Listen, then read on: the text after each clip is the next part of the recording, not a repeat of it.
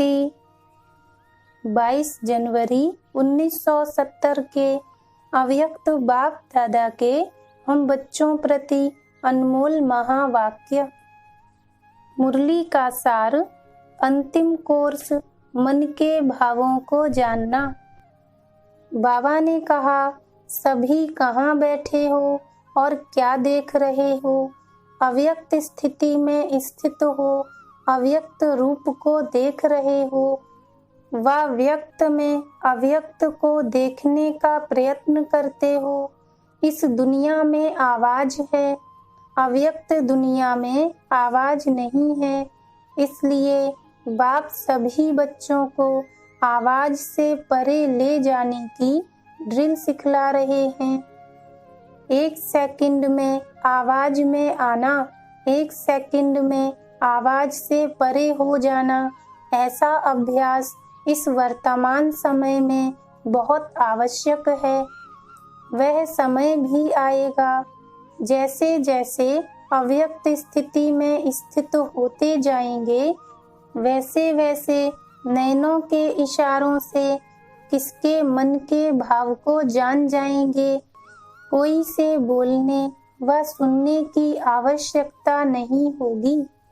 ऐसा समय अब आने वाला है जैसे बाप दादा के सामने जब आते हो तो बिना सुनाए हुए भी आप सभी के मन के संकल्प, मन के भावों को जान लेते हैं।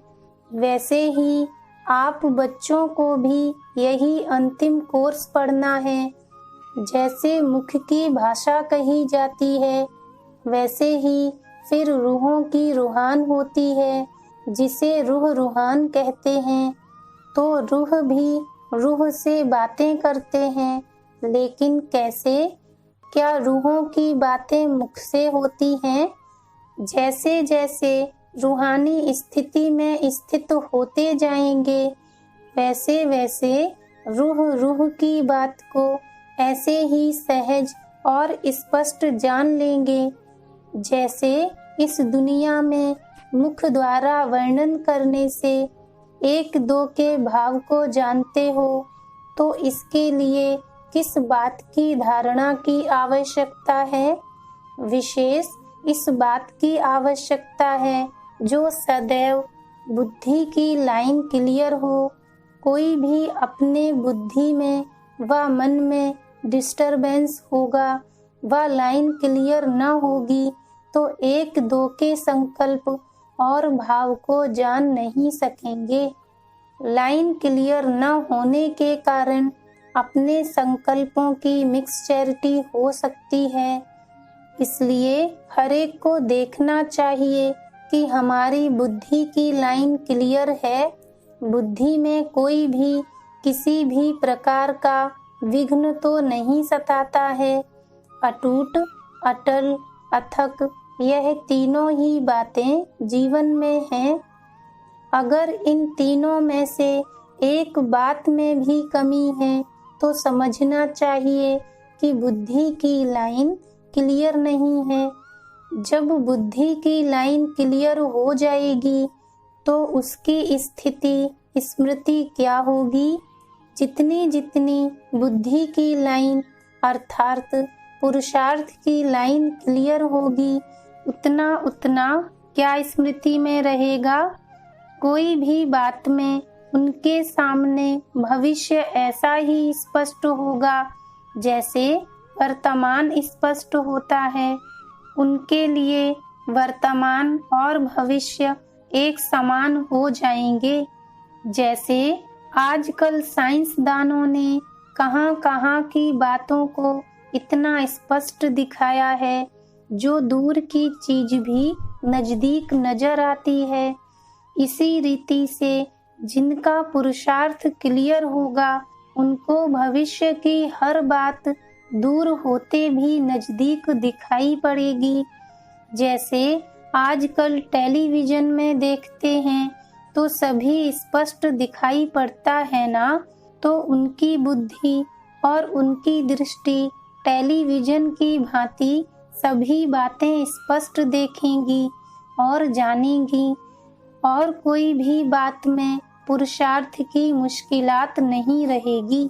तो वह अनुभव, वह अंतिम स्थिति की परख अपने आप में देखो कि कहाँ तक अंतिम स्थिति के नजदीक हैं। जैसे सूर्य अपने जब पूरे प्रकाश में आ जाता है तो हर चीज स्पष्ट देखने में आती है। जो अंधकार है, धुंध है, वह सभी खत्म हो जाता है।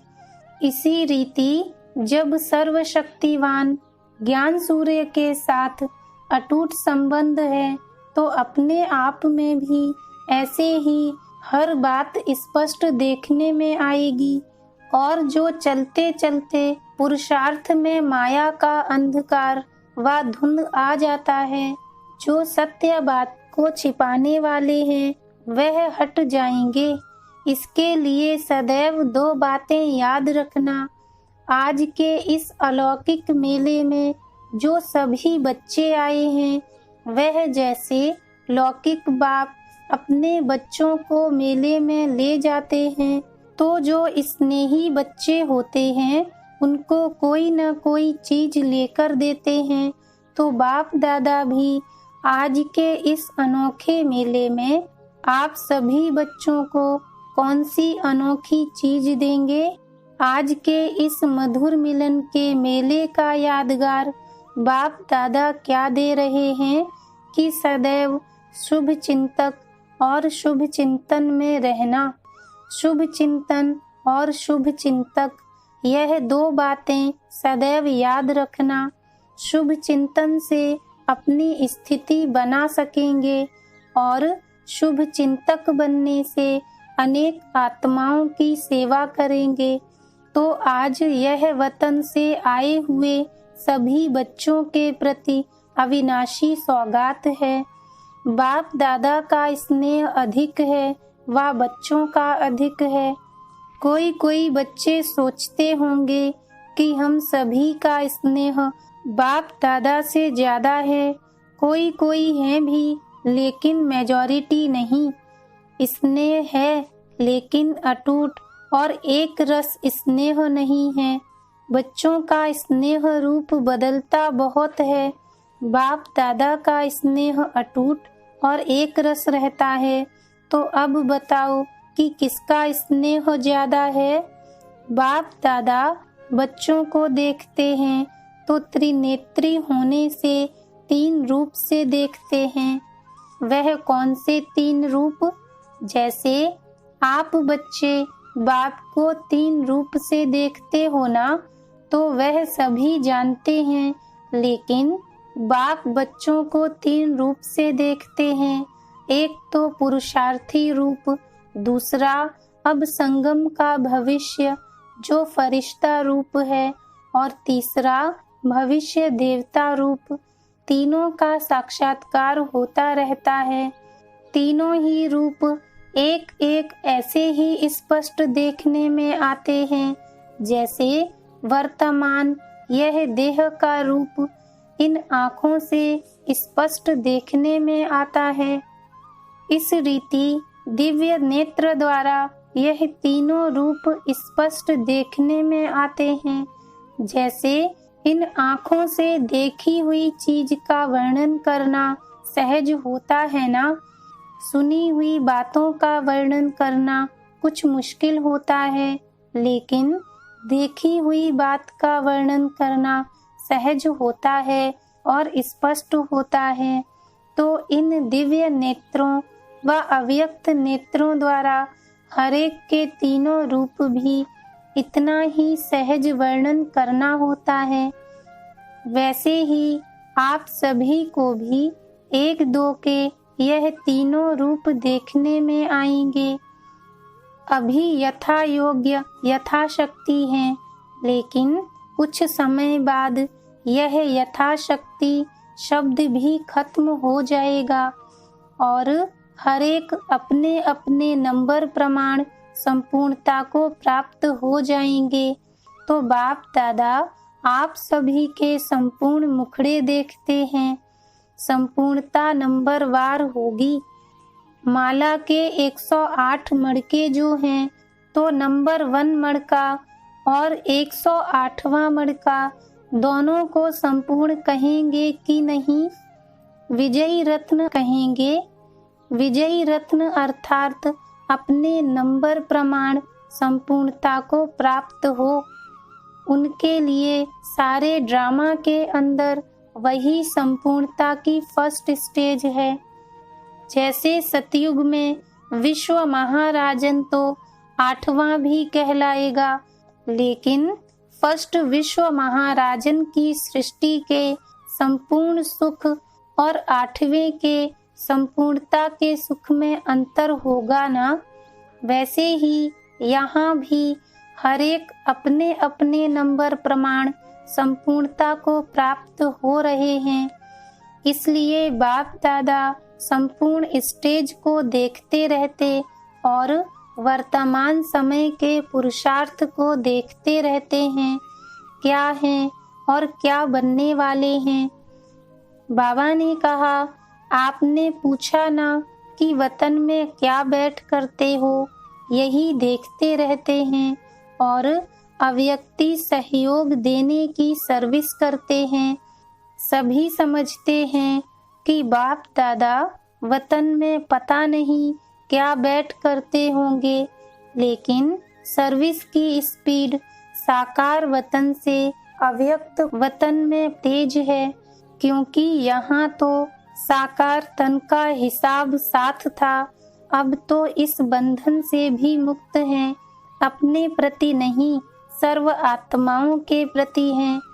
जैसे इस शरीर को छोड़ना और शरीर को लेना यह अनुभव सभी को है, वैसे ही जब चाहो तब शरीर का भान बिल्कुल छोड़कर अशरीरी बन जाना और जब चाहो तब शरीर का आधार लेकर कर्म करना, यह अनुभव है। इस अनुभव को अब बढ़ाना है।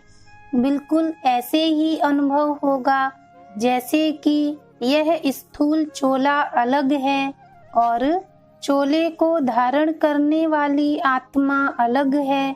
यह अनुभव अब ज्यादा होना चाहिए। सदैव यही याद रखो कि अब गए कि गए, सिर्फ सर्विस के निमित्त शरीर का आधार लिया हुआ है, लेकिन जैसे ही सर्विस समाप्त हो वैसे ही अपने को एकदम हल्का कर सकते हैं। जैसे आप लोग कहाँ भी ड्यूटी पर जाते हो और फिर वापस घर आते हो तो अपने को हल्का समझते हो ना। ड्यूटी की ड्रेस बदलकर घर की ड्रेस पहन लेते हो, वैसे ही सर्विस प्रति यह शरीर रूपी वस्त्र का आधार लिया, फिर सर्विस समाप्त हुई और इन वस्त्रों के बोझ से हल्के और न्यारे हो जाने का प्रयत्न करो। 1 सेकंड में चोले से अलग कौन हो सकेंगे? अगर टाइटनेस होगी तो अलग हो नहीं सकेंगे। कोई भी चीज अगर चिपकी हुई होती है तो उनको खोलना मुश्किल होता है। हल्के होने से सहज ही अलग हो जाता है। वैसे ही अगर अपने संस्कारों में कोई भी इजीपन नहीं होगा तो फिर अशरीरीपन का अनुभव कर नहीं सकेंगे। सुनाया था ना कि क्या बनना है, इजी और अलर्ट। ऐसे भी नहीं कि ऐसा इजी रहें जो माया भी इजी आ जाए। कोई समय इजी रहना पड़ता है, कोई समय अलर्ट रहना पड़ता है। तो इजी और अलर्ट ऐसे रहने वाले ही इस अभ्यास में रह सकेंगे। बाप दादा बच्चों को कोई नया नहीं देख रहे हैं, क्योंकि जबकि तीनों ही कालों को जानते हैं तो नया कैसे कहेंगे। इसलिए सभी अति पुराने हैं। कितना पुराने हैं वह हिसाब निकाल सकते, तो अपने को नया नहीं समझना। अति पुराने हैं और वही पुराने अब फिर से अपना हक लेने के लिए आए हैं। यह नशा सदैव कायम रहे। यह भी कभी नहीं बोलना कि पुरुषार्थ करेंगे, देखेंगे, नहीं। जो लास्ट आए हैं उनको यही सोचना है कि हम फास्ट जाएंगे। अगर फास्ट का लक्ष्य रखेंगे तो पुरुषार्थ भी ऐसा ही होगा। इसलिए कभी भी यह नहीं सोचना कि हम लोग तो पीछे आए हैं तो प्रजा बन जाएंगे, नहीं। पीछे आने वालों को भी अधिकार है राज्य पद पाने का। अच्छा, बाबा ने कहा अव्यक्त मुलाकात भी मिलन ही है। इसलिए सभी को यही निश्चय रखना है कि हम राज्य पद लेकर ही छोड़ेंगे। हम नहीं बनेंगे तो कौन बनेंगे? कोटों में कोई कौन सी आत्माएं गिनी जाती हैं? ऐसे कोटों में से कोई हम आत्माएं ड्रामा के अंदर हैं, यह अपना निश्चय नहीं भूलना। बाप दादा सभी बच्चों का भविष्य देख हर्षित होते हैं। एक एक से मिलना मन की बात तो यह है, लेकिन आप सबके समान इस व्यक्त दुनिया में बाप दादा को अभी यह व्यक्त दुनिया नहीं है, तो आपके दुनिया के प्रमाण समय को भी देखना पड़ता है। वतन में समय नहीं होता, घड़ी नहीं होती, लेकिन व्यक्त दुनिया में यह सभी बातें देखनी पड़ती हैं।